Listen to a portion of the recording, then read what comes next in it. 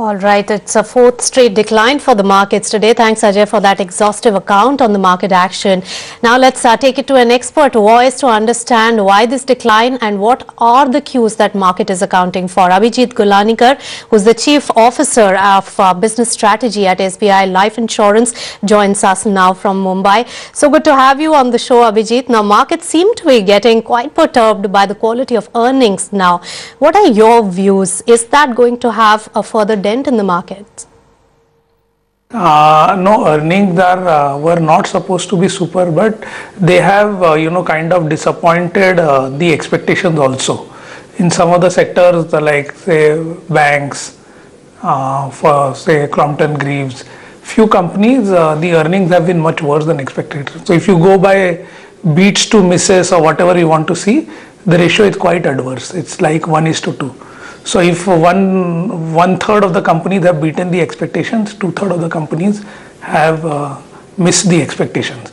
And expectations, as you said, were not very bullish. I mean, people were more looking at slightly longer term, 3-4 quarters down the line, results really improving. But since the current expectations also are not being met, that is kind of resulted in market correcting in the last week and yesterday and so on and so forth. Abhijit, in your view, the ongoing correction which is being witnessed, how worse can it get? How much can it last in your view? There is some correction that will happen, but I think it will not, it will be short-lived. I'm not worried about, this correction. Maybe another, next April earnings also, after that I think you will really see smart market picking up once the March results are out in April and early May after that.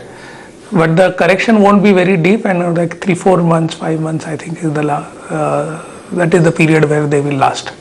Abhijit, in that view, what kind of portfolio approach should one really adopt if one is looking at far out 4 to 8 quarters from here?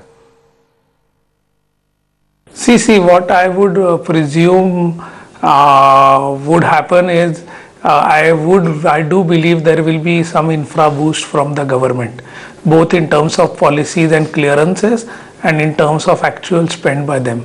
So some of the slightly less debt companies in the infra space should do well. So that is one of the sectors definitely to look out for. I'm a little disappointed right now with the slippages on the NPA side.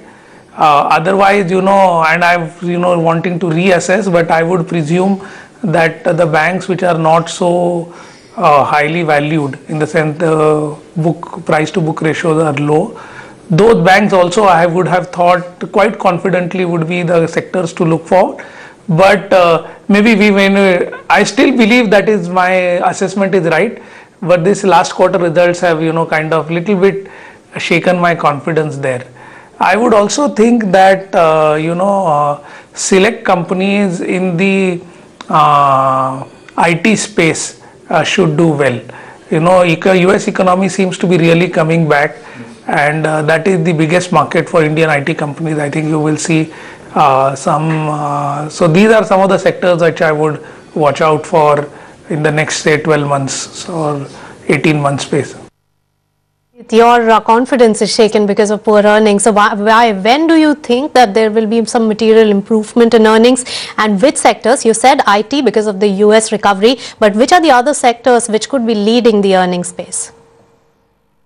So to my mind, autos already is doing well. It will be the first sector to show good improvement, especially with petrol prices, diesel prices coming down, and freights or economic activity picking up. With that freight rate picking up, input costs are reducing, and the output prices increasing, if not stabilizing at the minimum. I think autos will be the first sector to lead the growth. Maruti Suzuki is already showing, but some of the other companies will also start showing good results. Then I think followed by banks. All right, Abhijit, we'll let you go on that one. Thanks a lot for joining us with your thoughts about the market. Thank you. On our show today. Thanks a lot. Let's talk a little about macros then. If one really thought that the RBI governor would join the party